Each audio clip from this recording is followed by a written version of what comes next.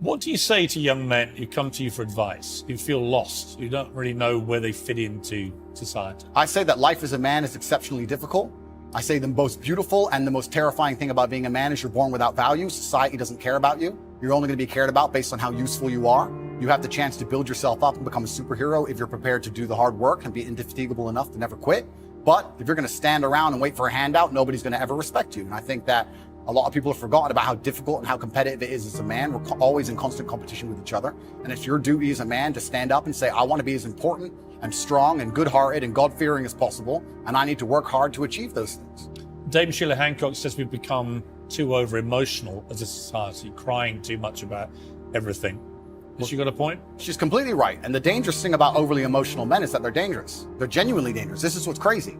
All these people who talk about toxic masculinity and how bad it is for men to be traditionally masculine. A traditionally masculine man does things he doesn't feel like doing because it is his duty to do them. He charges into the building because it is his duty. Not because he feels like it, because it is his duty. We're now teaching the new generation of men that they don't have duty and they can just act on their feelings and act how they feel, and they don't have to act as a man should. Do you know what happens when you get men who just act how they feel?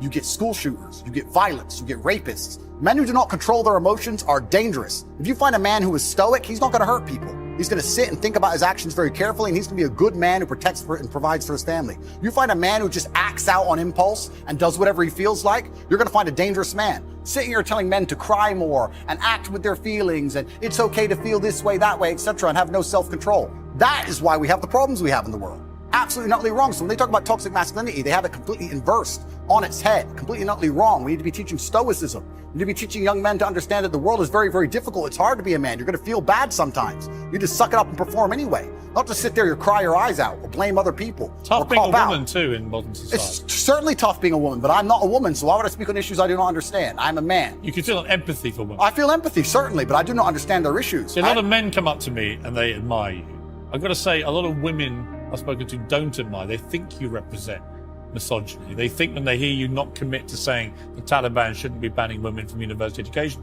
well, why can't he just say that's wrong? Well, firstly, that's not my experience. I experience the absolute and utter opposite of that.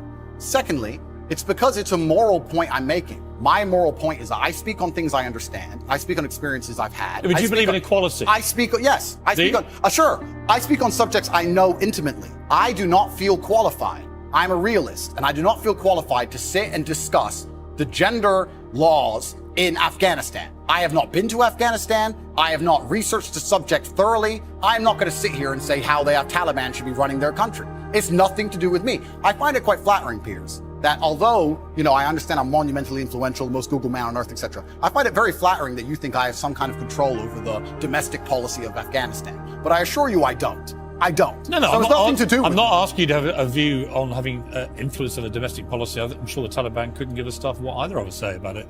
It's just curious to me that it's an easy win for you to make women think you're not anti them, to say that when they're not given equality, as the women in Afghanistan clearly are not, because they're not allowed to go to university now, as of today, that is clearly unequal, unfair. We should all be able to agree that that is wrong. Well, certainly as a realist. Even you, tough guy Andrew It's Tate. not tough guy. I am a professional. As a professional, I can state that yes, it is not equal. Yes, it is not fair. That is obvious for anybody.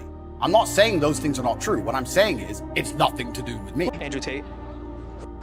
Wait, I have one more question. Why don't you like him?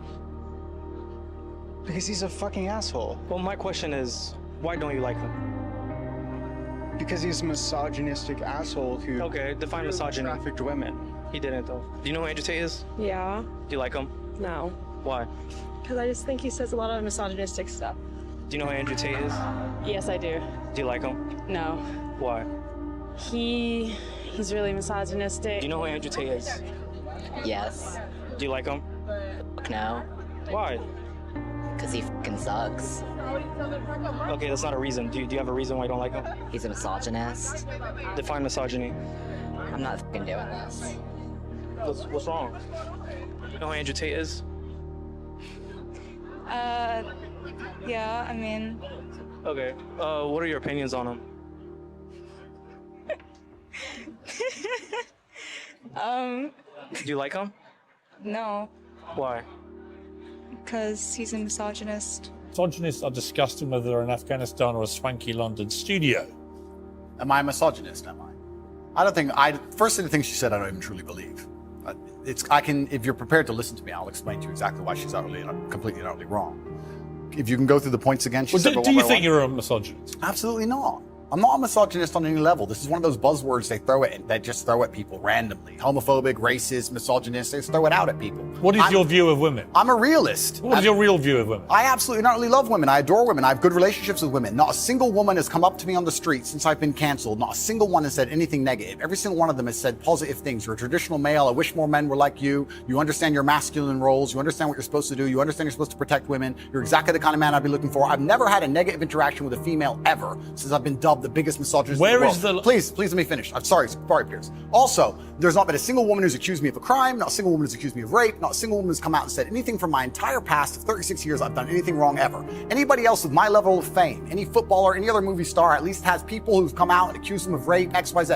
I have no woman who's come out and ever said I've hurt her. No woman who's come out and ever said I've done damage to her or been horrible to her. Everybody who ever interacted with me has said I've been a nice person. All of them. So this random Twitter nobody who seems to know so much is full of... All right, you've responded to her tweet. Yeah, she's a liar. But where is the line for you between masculinity, which I will always defend, and which I agree with? I think a lot of women like men to be masculine, and what has become known as toxic masculinity. And the reason I ask you is that you are engaged in that debate with men all the time. Where is the line for you where men shouldn't cross, where the behavior should be kept within a line? Please define toxic masculinity. Well, you tell me what you think it crosses a line from being a masculine, good man to a bad man. There's no such thing as too much masculinity if it's genuinely masculine. Genuine masculinity is not out here to hurt people. It's absolutely the opposite. It's out here to protect. And when bad things happen, they call traditionally masculine men. If you need a firefighter, you need a masculine man. When you call the police because of the problem you have, you want masculine men. And as soon as a woman or a man is in trouble, when you look for backup, you look for masculine men. And masculine men have a duty to provide and protect those they care about. We have a duty to do things we don't feel like doing because we know we're supposed to do them. And that's why we stayed in the Titanic and died. Those were masculine men. Where did you get your views about this from? This is what I grew up with. This is the family I grew up around. And your father, your mother? Yeah, both? and the world I lived in. And I think a lot of the things I'm saying now about masculinity and how people should act in the world, how the world should function, were considered completely normal and accepted by everybody only 20 years ago. I think the world's just lost its mind. For me to stand up and say a man should protect a woman now gets to be called a misogynist and canceled. If I said that 10 years ago, everyone would say, duh. And what's funny is, everyone who argues against me and says men shouldn't protect women, especially all the feminists, if they were with their boyfriend and a man broke into their house, guess who they'd expect to go downstairs? Who do you think? Think they go themselves? Are they going to Afghanistan? No, we send men to do this. So well, we send women in the armed forces too. You have to generalize when you make points. There are many courageous people. Exceptions do not disprove the rule. No, but you've got to concede there are many courageous women serving in the armed forces. Absolutely and utterly, completely correct. But by and large, traditionally, soldiers are men.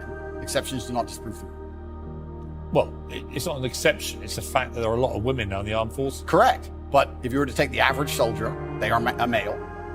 If you're allowed to say who's a male and who isn't nowadays, I'm assuming their gender, I apologize. If you were to take the average soldier, they're a male, which means that exceptions are the female soldiers, which because there's a lower percent of them, a lower probability. Exceptions do not disprove the rules. Men do the fighting. Right now in Ukraine, men cannot leave. Women are allowed to leave because men have to fight in the front line and women are allowed to go to Dubai. That is how it is.